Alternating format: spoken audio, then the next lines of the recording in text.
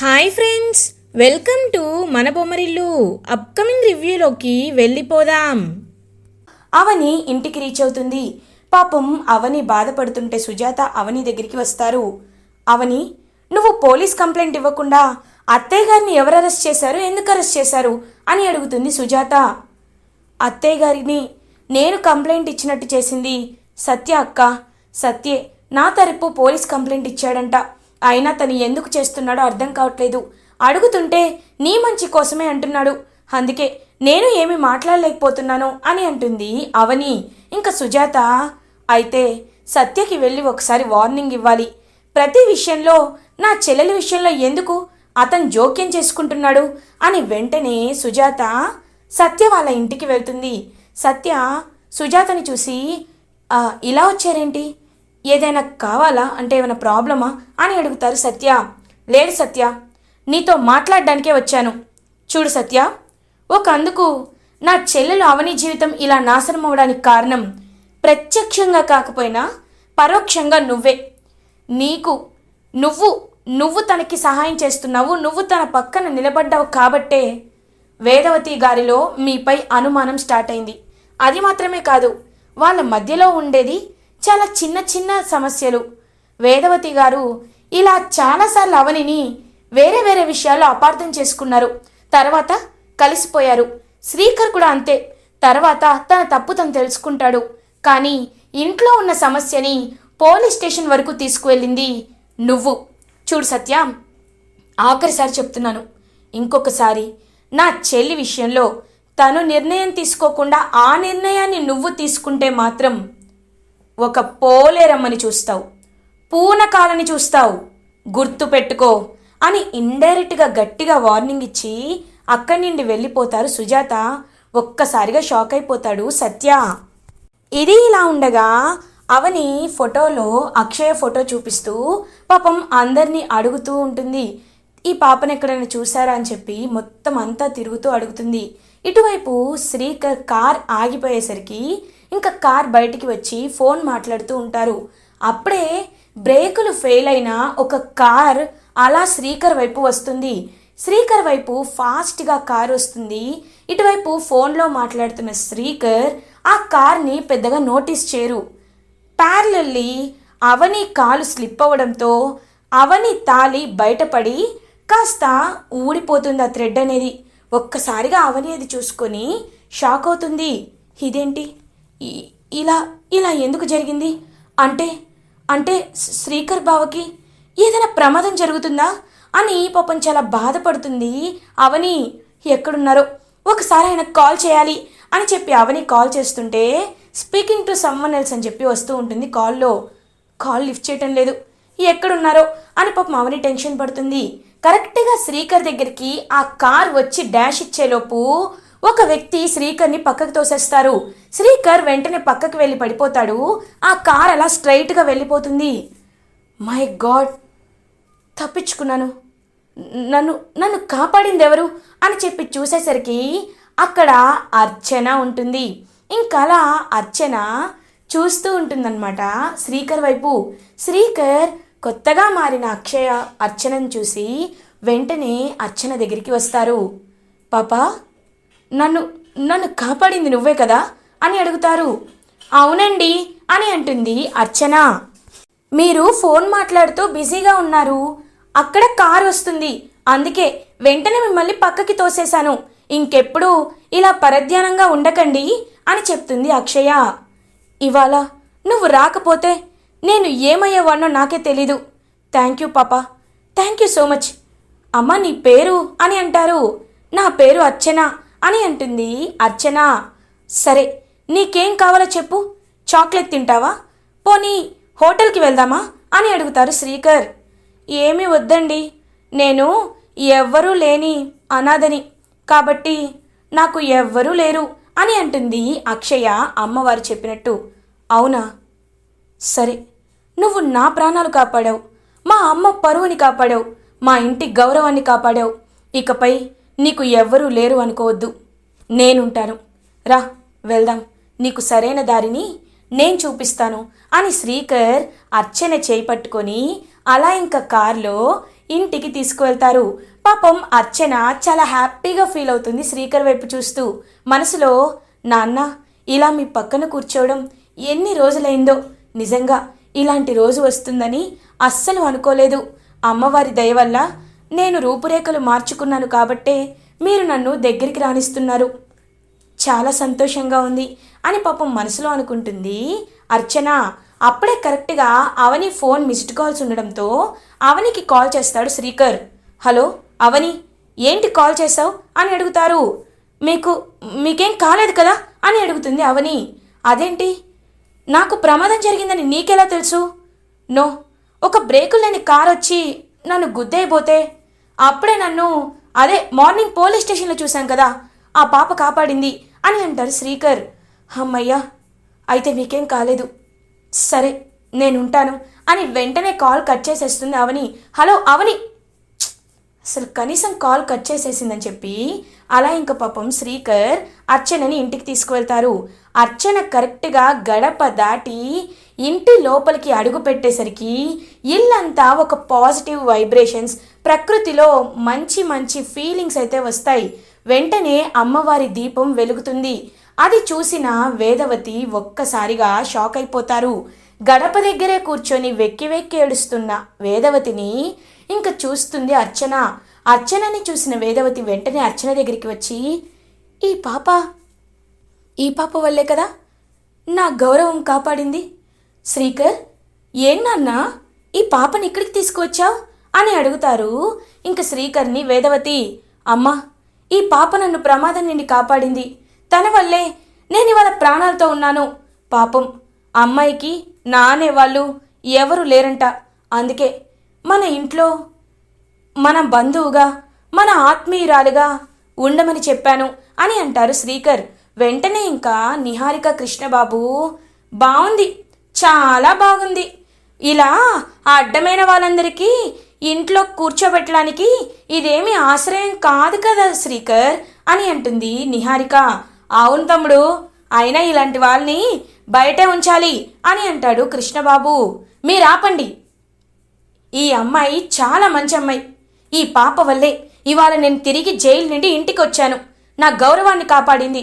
మీకు ఇష్టం ఉన్నా ఇష్టం లేకపోయినా తను నా ఇంట్లోనే ఉంటుంది. అమ్మా నీ పేరు అని అడుగుతారు వేదవతి. నా పేరు అర్చన. మిమ్మల్ని చూస్తుంటే నాకు నాన్నమ్మ అని పిలవాలనుంది, నాన్నమ్మ అని పిలవచ్చా అని అడుగుతుంది పాపం అర్చన. ఒక్కసారిగా ఎమోషనల్గా ఫీల్ అవుతారు వేదవతి. నేనే నిన్ను అడుగుదాం అనుకుంటున్నానమ్మా, నువ్వు నా మనవరాలు ఎలా ఉంటుందో అలాగే ఉన్నావు, నీకు నచ్చినట్టు పిలవచ్చు అని వెంటనే అమ్మవారి వైపు చూస్తూ బాధపడుతూ ఉంటారు వేదవతి. ఏంటి మీరు లోపలికి వెళ్లకుండా ఇక్కడే కూర్చున్నారు అని అడుగుతుంది అర్చన. అది అందరూ వెళ్ళే ఎంట్రీ కాదులే, నువ్వు నోరు మూసుకో అని అంటుంది శౌర్య. వెంటనే శ్రీకర్, శౌర్య అలా అనద్దు, ఇది ఒక పవిత్రమైన పూజ గదమ్మా, ఇందులో కేవలం మా అమ్మ, తర్వాత అవని, తర్వాత నా కూతురు అక్షయ, వీళ్ళు మాత్రమే అడుగు పెట్టగలరు. ఎందుకో తెలీదు, మా అమ్మ అడుగు పెట్టలేకపోతుంది, అందుకే తను చాలా బాధపడుతుంది అని చెప్తారు శ్రీకర్. నాన్నమ్మ, నేను నీ మనవరాల్లాంటిదాన్ని అన్నావు కదా, ఒకసారి నేను లోపలికి వెళ్ళనా అని అడుగుతుంది అక్షయ. ఇంకా వెంటనే ఒక్కసారిగా ఫ్యామిలీ మెంబర్స్ అందరూ షాక్ అయిపోతారు. హలో, ఏంటి లోపలికి వెళ్తానంటావు, నోరు మూసుకొని ఒక మూల కూర్చో అని అంటుంది నిహారిక. మీరు ముందు నన్ను వెళ్ళనిస్తే అప్పుడు ఎవరేంటనేది తెలుస్తుంది కదా అని అలా ఇంకా వేదవతి చేయి పట్టుకొని వేదవతితో సహా కుడికాలు పూజ గది లోపల పెడుతుంది అర్చన. ఒక్కసారిగా ఫ్యామిలీ మెంబర్స్ అందరూ అది చూసి షాక్ అయిపోతారు. ఇంకా అలా లోపలికి అడుగుపెట్టి అన్నపూర్ణాదేవి అమ్మవారి ముందు కూర్చొని మంత్రోపాసన చేస్తూ ఉంటుంది అర్చన. ఒక్కసారిగా వేదవతి మైండ్ బ్లాక్ అయిపోతుంది. ఇదేం వైపరీత్యం, నాకేమీ అర్థం కావటం లేదు. అయినా కేవలం నా వంశస్థులకి మాత్రమే, నా జాతకం కల వారికి మాత్రమే ఇలాంటి అద్భుత అవకాశం ఉంటుందని సిద్ధేశ్వర స్వామి చెప్పారు. ఎవ్వరు అడుగు పెట్టాలనుకున్నా ప్రయత్నించలేకపోయారు. కానీ ఈ అర్చన పాప లోపలికి అడుగుపెట్టి పూజలు కూడా చేస్తుంది. అమ్మా, నువ్వే ఈ పాప రూపంలో నా ఇంట అడుగుపెట్టావా అని ఇంకా చాలా రోజులకి అడుగుపెట్టినందుకు పూజ గదిలోకి చాలా హ్యాపీగా కన్నీళ్లతో మురిసిపోతుంది వేదవతి. ఇంకా అర్చన పూజ చేసి హారతి ఇస్తుంది వేదవతికి. హారతి కళ్ళకద్దుకొని, అమ్మ, ఇవాటి నుండి నా వారసురాలివి నువ్వేనని నాకు అర్థమైంది, రా నా చేత్తో నీకు భోజనం తినిపిస్తాను అని వేదవతి అర్చనని బయటికి తీసుకువస్తుంది. ఇంకా ప్రసాదరావు, శ్రీకర్ అందరూ వేదవతి అర్చనని చూసి హ్యాపీగా ఫీల్ అవుతారు. ఇది ఇలా ఉండగా కొన్ని డేస్ పాస్ అయిపోతాయి. అవని అక్షయ కనిపించట్లేదని చాలా దిగులుతో, అవని కనీసం భోజనం కూడా చాలా రోజుల నుండి చేయకుండా పాపం చాలా నీరసంగా డల్గా అయిపోతారు. సుజాత అలా ఇంకా అవని దగ్గరికి వచ్చేసరికి అవని బాడీ ఫుల్ టెంపరేచర్ ఉంటుంది. ఒక్కసారిగా సుజాత షాక్ అవుతుంది. అయ్యో అవని, నీకు జ్వరం వచ్చింది, పాప కనిపించట్లేదనే బెంగతో నువ్వు ఆరోగ్యం క్షీణిస్తున్నావు, రా నేను హాస్పిటల్కి తీసుకువెళ్తాను అని అంటారు సుజాత. వద్దక్క అని అంటుంది అవని. చూడవని, అక్షయ్ నువ్వు వెతకాలంటే నీకు బలం ఉండాలి, ఓపిక ఉండాలి. అలాంటప్పుడు నువ్వు ఇలాగే ఉంటే ఎలా? రా వెళ్దాం. ఏవండి, మనం త్వరగా అవనిని హాస్పిటల్కి తీసుకువెళ్ళాలి అని చెప్పి సుజాత అండ్ నరసింహ ఇద్దరూ అవనిని హాస్పిటల్కి తీసుకువెళ్తారు. ఇదంతా దూరం నుండి గమనిస్తున్న అమ్మవారు భవాని, ఇప్పుడు కథ మలుపు తిరగబోతుంది అని అలా ఒక పవర్ ఇస్తారు. కరెక్ట్గా ఇటువైపు వేదవతి అర్చనతో నడుచుకుంటూ కబుర్లు చెప్పుకుంటూ వస్తుంటే ఇంకా కాళ్ళు బెనుకుతుంది వేదవతిది. అయ్యో అని చెప్పి కాలు పట్టేస్తుంది వేదవతిది. అమ్మ అని చెప్పి శ్రీకర్, కృష్ణబాబు అందరూ వేదవతి దగ్గరికి వస్తారు. అమ్మ ఏమైంది అని అడుగుతారు. నడుస్తుంటే కాలు బెనికింది నాన్న అని అంటారు వేదవతి. అమ్మ, నొప్పి ఎక్కువగా ఉందా? రా హాస్పిటల్కి వెళ్దామని చెప్పి వేదవతిని హాస్పిటల్కి తీసుకువెళ్తారు. అలా ఇంకా వేదవతికి డాక్టర్ ట్రీట్మెంట్ ఇస్తూ ఉంటారు. అప్పుడే ఇంకా కాలు సెట్ అయిపోతుంది. వెంటనే డాక్టర్ వేదవతితో, వేదవతి గారు, డిఎన్ఏ రిపోర్ట్స్ని మీకు కొరియర్ చేశారు కదా, మరి మీ కోడలు అవని రాలేదేంటి అని అడుగుతారు. ఒక్కసారిగా అందరూ షాక్ అయిపోతారు. ఇదేంటి అవని గురించి అడుగుతున్నారు?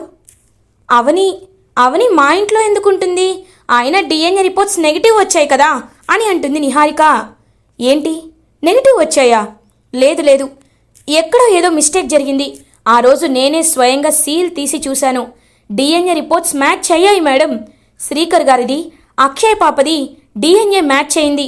నేనే స్వయాన మీకు నోట్ పంపిద్దాం అనుకున్నాను, కానీ ఎలాగో కొరియర్ చేస్తున్నాను కదా అని చెప్పలేదు. మీకు నెగిటివ్ రిపోర్ట్స్ వచ్చాయా అంటే ఎక్కడో ఏదో మిస్టేక్ జరిగింది అని అంటారు. ఒక్కసారిగా వేదవతి స్టన్ అయిపోతుంది. అప్పుడే అక్కడికి వచ్చిన అవని ఇంకలా చూస్తూ ఉంటుంది.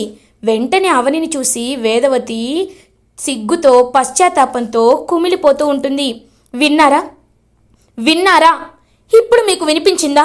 ఇన్నాళ్ళు ఏ మాటలతో అయితే తప్పు చేశావని నువ్వు మా ఇంటి ఆడపిల్లవి కాదు అని అక్షయ్ అని ఎంతలా అవమానించారో గుర్తొచ్చిందా? ఇప్పటికైనా మీరు చేసిన పాపం ఏంటో మీకు తెలిసిందా? అక్షయ మీ ఇంటి మనవరాలేనని మీకు అర్థమైందా అని అంటుంది అవని. పాపం ఒక్కసారిగా వేదవతి షాక్ అయిపోతారు. అందుకే నాకు అమ్మవారు శిక్ష వేసింది. అర్థమైంది, నా తప్పేంటో అర్థమైంది. డిఎన్ఏ రిపోర్ట్లు నెగిటివ్ వచ్చాయని మభ్యపడి బాధపడి ఇంతలా పాపం చేశాను. అవని, నన్ను క్షమించమ్మా. కుదిరితే నీ కాలు కానీ పెద్దదాన్ని అయిపోయాను కాబట్టి అలా చేయలేను. చేతులెత్తి నమస్కరిస్తున్నాను అవని అని చేతులు పట్టుకొని, ఇంక నువ్వు నా కోడలిగా నా ఇంట్లో ఉండకపోతే నేను చచ్చిపోతాను, ప్రాణాలు తీసుకుంటాను. రామ్మా, నా ఇంట్లో మళ్ళీ కోడలిగా శ్రీకర్తో అడుగుపెట్టు. ఇప్పటి వరకు జరిగినవన్నీ మర్చిపో. అక్షయ ఎక్కడున్నా వెతికి తిరిగి తీసుకువచ్చే బాధ్యత నాది. రా వెళ్దాం, ఈ అత్తే మాట కాదనద్దు అని చెప్పి అలా ఇంకా వేదవతి చేత్తోనే అవనిని తన ఇంటికి తీసుకువెళ్తుంది. ఇంకా సుజాత అయితే చాలా హ్యాపీగా ఫీల్ అవుతుంది. అలా అవని, శ్రీకర్ ఇద్దరూ కలిసి ఇంట్లో వేదవతి వాళ్ళ ఇంట్లో అడుగు పెడతారు. అదంతా చూస్తున్న అర్చన చాలా హ్యాపీగా ఫీల్ అవుతుంది. వెంటనే అమ్మవారు వాయిస్ వినపడుతుంది అర్చనకి. అర్చన, నీ కళ్ళ ముందే మీ అమ్మా నాన్న సంతోషంగా ఉంటారు. నీకు కావాల్సింది ఇదే కదా. కానీ ఇక్కడ మిగిలి ఉన్న ప్రశ్నలని మీ అవని ఎలా ఛేదిస్తుందో చూడాలి. నువ్వు కళ్ళ ముందే ఉన్నా కన్న కూతురు ఎక్కడుందో తెలీదు. ఆ ముక్కు పుడక ఎవరికి దక్కుతుందో తెలీదు. అవని తన కూతురు జాడని ఎలా కనిపెడుతుంది? అమ్మవారికి చెందిన ముక్కు పుడకని శౌర్యకి ఇవ్వకుండా ఎలా ఆపుతుంది అనేదే తదుపరి రాబోయే మలుపు. కాబట్టి ఆ మలుపుల కోసం ఎదురుచూడు అవని, ఎదురుచూడు అని చెప్పి అమ్మవారు ఇంకలా ఒక దివ్యశక్తిని ప్రసాదిస్తారు. ఇంకా హ్యాపీగా అర్చన వాళ్ళ అమ్మా నాన్నల్ని చూస్తూ ఎంతో హ్యాపీగా ఫీల్ అవుతుంది.